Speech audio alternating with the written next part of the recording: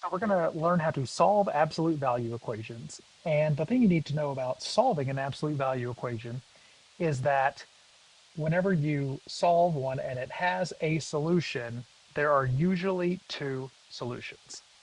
And so what I mean by that is if I have the absolute value of something and the answer is, let's say 10, what could be inside these absolute value marks? And the answer is there's two possibilities because the absolute value of 10 equals 10, but so does the absolute value of negative 10. That also equals 10. So if I said the absolute value of x was equal to 10, x could be positive 10 or negative 10. So if we're solving an absolute value equation and the absolute value equation has a solution, there's often two solutions. Now, what do I mean when I say often two solutions? Why aren't there always two solutions? Well, one of the possibilities is the absolute value of x equals 0. This is the case where there would only be one solution. X would just be 0 because there's no such thing as a positive 0 and a negative 0. So there aren't always two solutions, but almost always two solutions if there is a solution. So let's take a look at the first one. It says the absolute value of f plus 5 equals 17. So what could be inside the absolute value marks? Well, there are two possibilities. Possibility number one, we're going to call this case number one, is that the f plus 5 equals 17 because the absolute value of 17 is 17. But then case number two is that the value f plus 5 equals negative 17 because the absolute value of negative 17 is also 17. So these are going to be our two solutions. And in both cases, we're going to do the subtraction property of equality to get our answer by subtracting 5 on both sides. So we subtract 5 on both sides of the equation in case number one. 17 minus 5 is 12. So that's one of our answers. In case number two, if we subtract 5 on both sides, negative 17 minus 5 is negative 22.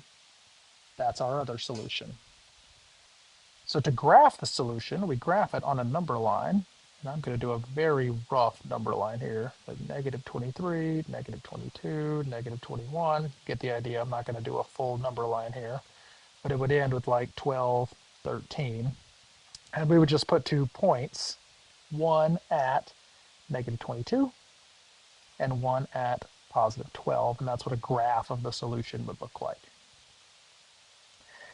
Now, I said multiple times right at the beginning that an absolute value equation will often have two solutions if there is a solution. And you may have thought, what do you mean if there is a solution? Is there a case where absolute value won't have a solution? And the answer is yes, there is a case where absolute value will not have a solution. And it's this one. The absolute value of b minus 1 equals negative 3. Now, why will this not have a solution? Because absolute value is always positive. So if we have an absolute value that is negative, that means there is no solution. You cannot have the absolute value be a negative number.